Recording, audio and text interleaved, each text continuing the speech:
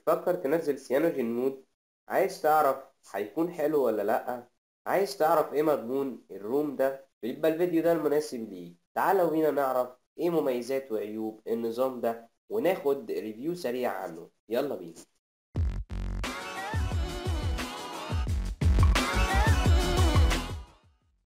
السلام عليكم ورحمة الله وبركاته.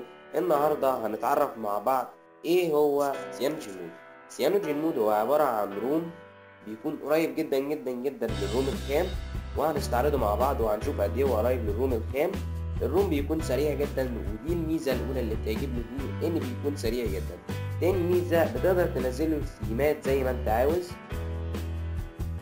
وبالسيمات بتغير في الستيتوس بار والنافيجيشن بار، وبتغير في يعتبر كل حاجة في التليفون.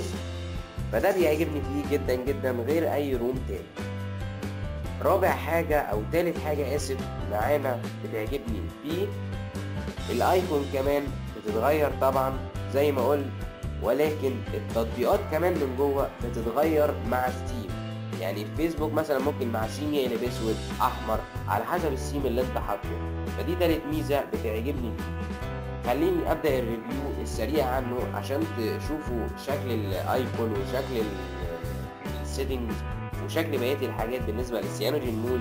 وهحط لكم سيم، هعمل لكم ابلاي لسيم عشان برضو تتفرجوا بيغير ازاي في الجهاز. خلينا نبدا الريفيو.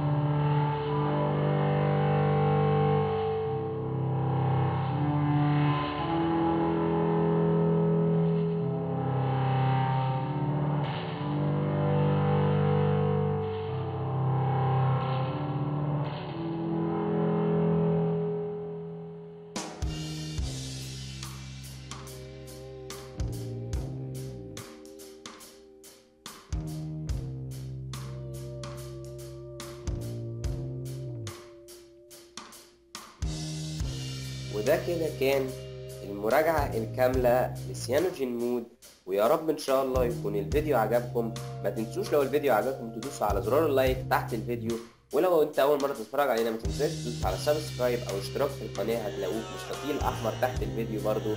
وفي الاخر اقدر اقول لكم سبحانك اللهم وبحمدك اشهد ان لا اله الا الله استغفرك واتوب اليك.